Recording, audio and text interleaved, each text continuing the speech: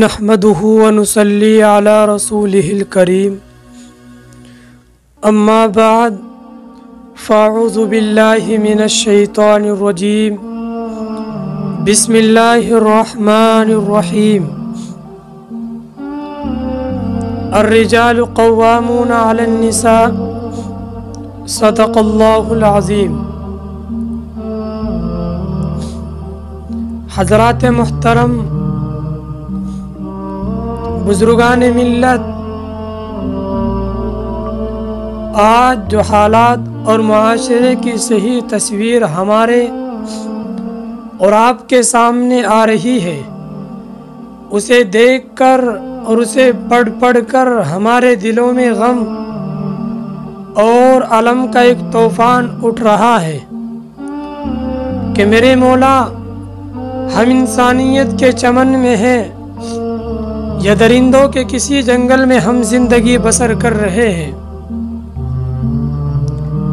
ایک ایک لمحہ، ایک ایک گھڑی انسانیت اور شرافت کے ساتھ گزارنا مشکل ہو گیا۔ آج انسان سے ڈر رہا ہے، انسانیت کے نام سے خوف معلوم ہو رہا ہے۔ سمجھ میں نہیں آتا کہ یہ انسان کی شکل میں یہ درندے کہاں سے آ گئے۔ انہوں نے شیطان کو بھی شرمندہ کر کے رکھ دیا۔ سامعین اکرام،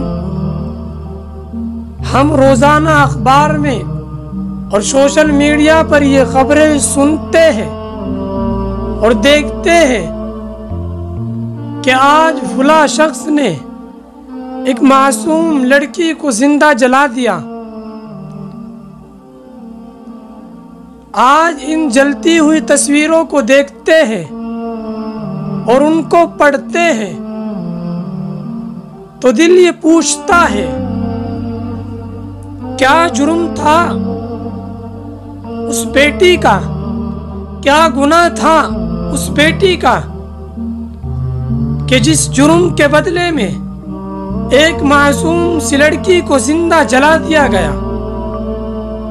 بتاؤ، اس معصوم نے اس نازک سی زندگی میں وہ کون سا ایسا جرم کیا تھا، وہ کون سا ایسا گناہ کیا تھا، کون سی ایسی غلطی کی تھی، کون سی حیوانیت کا ننگا ناچ ناچا تھا جس کی سزا تمہاری عدالت نے موت کے گھاٹ اتار دیا۔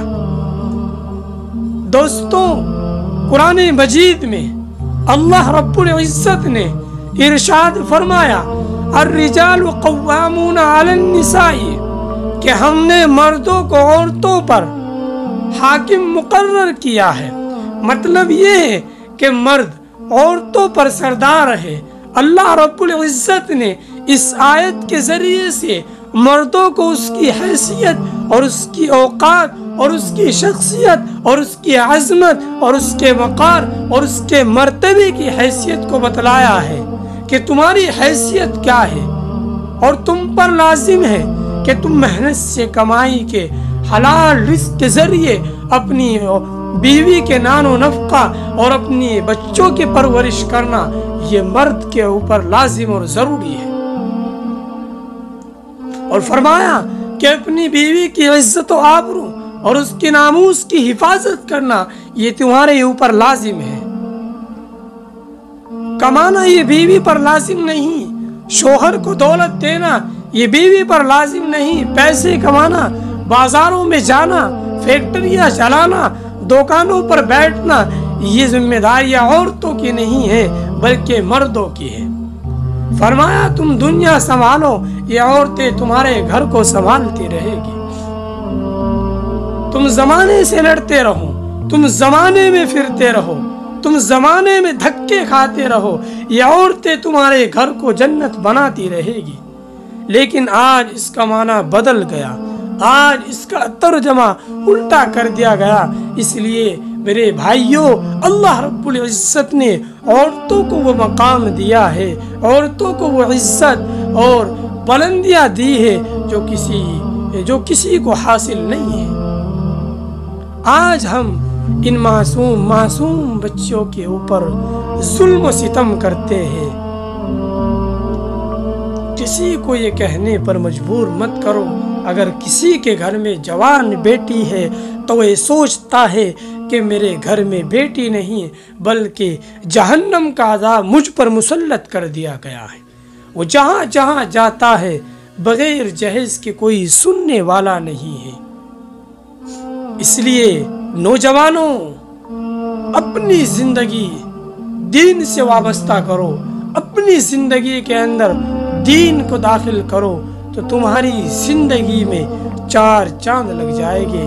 اس لیے جو حالات چل رہے ہیں اور کووڈ کا دور چل رہا ہے، اس حالات میں بھی مسلم معاشرہ جہیز کا مطالبہ کر کر کے ان معصوم کلیوں کو موت کے گھاٹ اتار دیتا ہے۔ دعا کرے کہ اللہ رب العزت مجھے بھی اور آپ کو بھی ان باتوں پر عمل کی توفیق مرحمت فرمائے۔ وآخر الدعوانا ان الحمد للہ رب العالمین۔